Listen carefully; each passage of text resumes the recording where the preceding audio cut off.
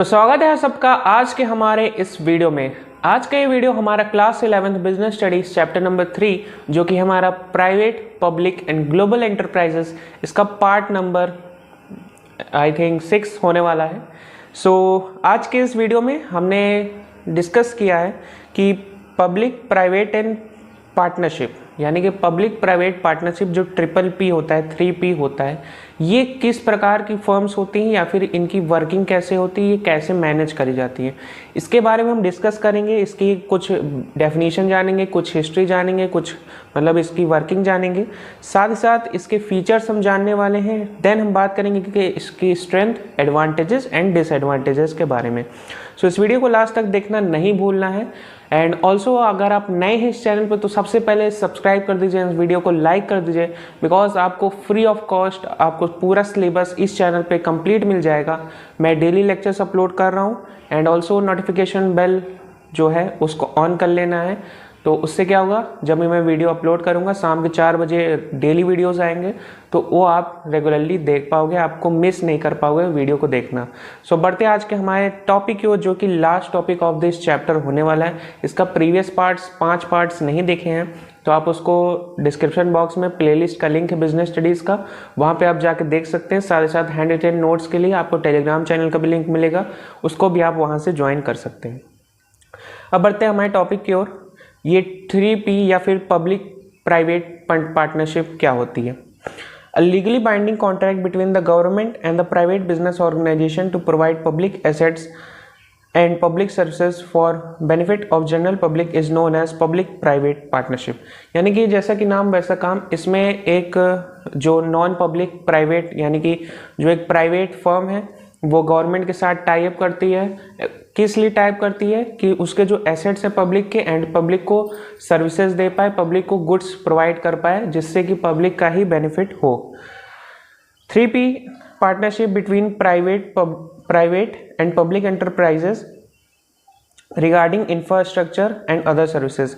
यानी कि ये हमारा ऐसा भी हो सकता है, मान लीजिए कोई प्राइवेट इंफ्रास्ट्रक्चर या फिर कंस्ट्रक्शन फर्म है और गवर्नमेंट चाहती है कि कुछ बिल्डिंग बनवाना चाहती है या फिर अपने ऑफिसेज बनवाना चाहती है या फिर रोड ही मान लीजिए, तो वो क्या कर रही है कि उस प्राइवेट जो फर्म है उसके साथ टाई अप कर ले रही है कि आप हमारे साथ टाई अप हो, पार्टनरशिप कर लो, हमें ये पर्टिकुलर चीज़ें करनी है आपके साथ, ये पर्टिकुलर प्रोजेक्ट को करना है।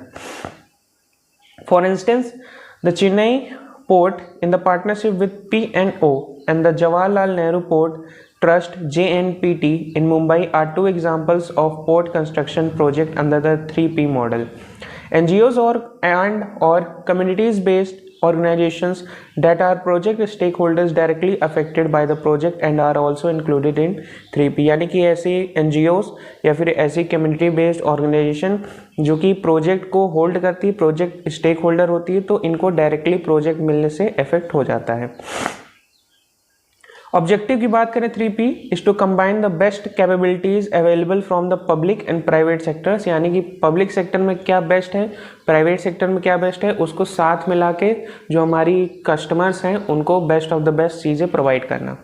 इन addition to social responsibility, environmental awareness and local enterprise, government contribution to the partnership include fund for investment and transfer of assets। यानी कि इसमें जो हमारी प्राइवेट फर्म है वो गवर्नमेंट के साथ टाई अप कर रही है, तो गवर्नमेंट क्या प्रोवाइड करती है, लोकल मतलब social responsibility, environmental awareness, local expertise और ये सारी चीज़ें होती भी हैं। साथ ही साथ क्या मिलता है, गवर्नमेंट का कंट्रीब्यूशन मिलता है। क्या मिलता है पार्टनरशिप को, कि जैसे फंड्स हो गए, यानी कि जो कैपिटल आप कह सकते हैं, इन्वेस्टमेंट हो गया, वो सारी चीज़ें हो गई, एसेट्स जो हो गए वो मिल जाते हैं फर्म को। Sectors in which 3Ps have been completed globally include power generation, distribution, water and sanitization, waste and disposal, pipeline, medical facilities, school buildings, education facilities, stadiums, air traffic control, prisons, railways, highways, billing and other information technology system and housing।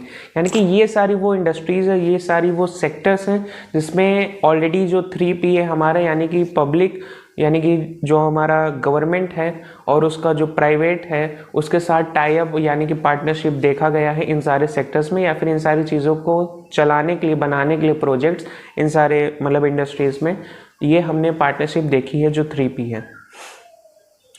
अब अगर हम features की बात करें तो क्या होने वाली है कि partners in 3P, government entities such as ministries, government departments, municipalities, state owned enterprises are the public partners in the 3P, यानी कि ये सारे पब्लिक पार्टनर्स होते हैं, गवर्नमेंट की तरफ से आते हैं।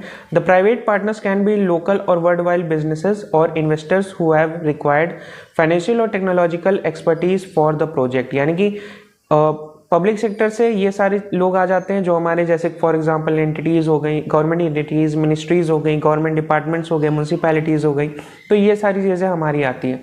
क्या नाम से प्राइवेट की बात करें तो उसमें इन्वेस्टर्स आ गए या फिर ग्लोबली या फिर लोकल बिजनेस आ गए जिनको कि टेक्नोलॉजिकल एक्सपर्टीज़ चाहिए या फिर कुछ उनके फाइनेंशियल फेवर्स चाहिए जो कि गवर्नमेंट उनको प्रोवाइड कर देती है।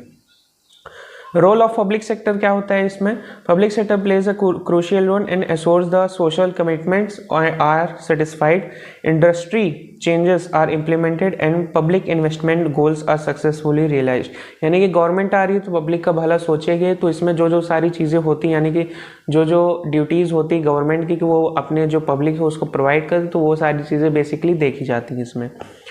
Third one is role of private sector की बात करें तो प्राइवेट सेक्टर का रोल होता है पार्टनरशिप में to use its functional task management innovative experience to run the business effectively, यानी कि यहाँ पे जो हमारी पब्लिक सेक्टर है वो पब्लिक का भला कर रही है, और जो बिजनेस की अगर आप सोचें कि जो कोर बिजनेस चलाने का जो काम है वो कहीं ना कहीं प्राइवेट सेक्टर को आ जा रहा है, जैसे यहाँ पे है कि जैसे टास्क मैनेजमेंट हो गया, इनोवेटिव एक्सपीरियंस हो गया, क्योंकि प्राइवेट जो प्लेयर्स होते हैं उनके पास इनोवेशन का जो एक्सपीरियंस है वो कहीं ना कहीं ज़्यादा हो जाता है। Cost of using services, in some cases 3P the users of the services pay the cost of utilizing them rather than taxpayers and the government may cover wholly or partly the cost of providing the services, यानी कि कहीं कहीं पे हो सकता है कि जो कॉस्ट है वो टैक्स पेयर्स जो है जो टैक्स दे रहे हैं उससे ना कवर करी जाए, बल्कि जो लोग इस्तेमाल कर रहे हैं उन्हीं से डायरेक्टली हम पैसा चार्ज कर लें। रेवेन्यू शेयरिंग की बात करें तो इसमें जो रेवेन्यू है वो डिवाइड होता है जो agreed ratio between the government and the private firms, जैसे कि हमने प्रीवियसली कई जगह देखा है कि यहाँ पे क्या होता है कि जैसे कि जॉइंट वेंचर में था कि जो एग्रीमेंट बनता है उसमें जो रेशियो में प्रॉफिट एंड लॉसेस शेयर करने की बात हुई थी वैसा किया जाएगा, वही चीज़ यहाँ पर भी लिखी हुई है कि जो भी रेशियो में बात हुई है वैसा ही प्रॉफिट या फिर जो लॉस है वो शेयर होगा। एडवांटेजेस की बात करें, सबसे पहले शेयरिंग ऑफ प्रोजेक्ट रिस्क, यानी कि इसमें क्या होता है इसमें गवर्नमेंट भी आ जाती है प्राइवेट भी आ जाता है, तो इसमें क्या होता है रिस्क कहीं ना कहीं आपका कम हो जाता है जो हमारी प्राइवेट ऑर्गेनाइजेशन है, या फिर मैनेजमेंट रिस्क हो जाता है यानी कि वो मैनेज किया जा सकता है। इंक्रीज्ड एफिशिएंसी हो जाती है, involvement of private sector improve the project execution efficiency and reduces down time and expense. कहीं ना कहीं देखा जाता है कि जो गवर्नमेंट अगर सेल्फली कुछ कर रही है तो मोस्ट ऑफ द केसेस में, मैं सब में नहीं कह रहा हूँ, कहीं ना कहीं वो डिले आ जाता है ड्यू टू इतना जो मतलब कोई छोटा सा डिसीजन लेना है तो वो ऊपर मिनिस्ट्री तक जाना चाहिए। हमने ऑलरेडी डिस्कस किया हुआ है ये कैसे होता है, प्रीवियसली आप लेक्चर जाकर देख सकते हैं कि कैसी वर्किंग होती है गवर्नमेंट में। जो हमारा मिनिस्ट्रीज था जहाँ पे, तो उसमें कहीं ना कहीं ज़्यादा टाइम लग जाता है, जबकि प्राइवेट अगर वहाँ पे है प्राइवेट कंपनियाँ हैं तो कहीं ना कहीं कम कॉस्ट में ज़्यादा जो आउटपुट है वो जनरेट कर लेते हैं। इनोवेशन की बात करें तो introduction of innovative design and construction techniques आ जाती हैं इसमें।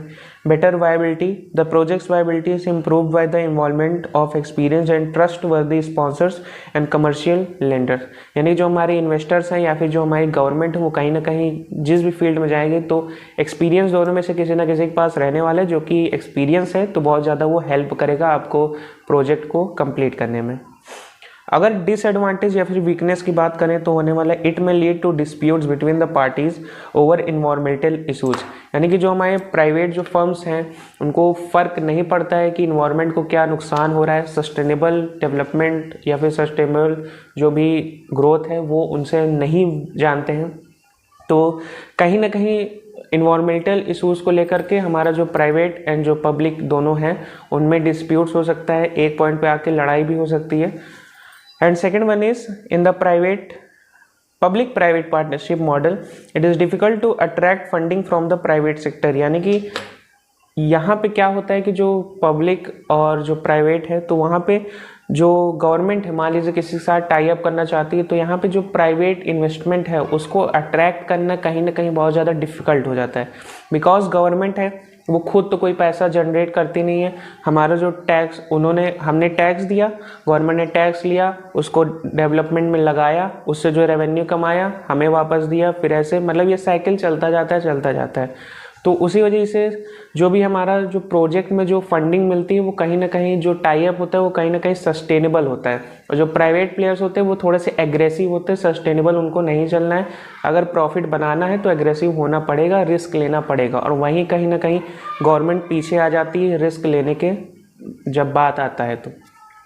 सो आई होप आपको ये चैप्टर, ये वीडियो अच्छा लगा होगा। अगर आप इस वीडियो को देख रहे हैं और आपने पिछला नहीं देखा तो आप जाके प्लेलिस्ट चेकआउट कर सकते हो, उसका जो लिंक है वो आपको डिस्क्रिप्शन बॉक्स में मिल जाएगा। एंड ऑल्सो चैनल को ओपन करिए, गो थ्रू करिए, जो भी आपको काम के वीडियोस लगे आप उसको देखिए। कोई डाउट है, फीडबैक है, सजेशन है तो वहाँ कॉमेंट बॉक्स ओपन है, वहाँ पर आप लिख सकते हैं। एंड अगर आप यहाँ तक वीडियो देख रहे हैं तो आई होप आपको पसंद आएगा, तभी आप यहाँ तक देख रहे हैं। तो लाइक करना नहीं भूलना है। मिलता हूँ मैं आपसे अगले वीडियो में एक अगले चैप्टर के साथ। तब तक के लिए अपना ख्याल रखें, अपना माता पिता का ख्याल रखें। जय हिंद।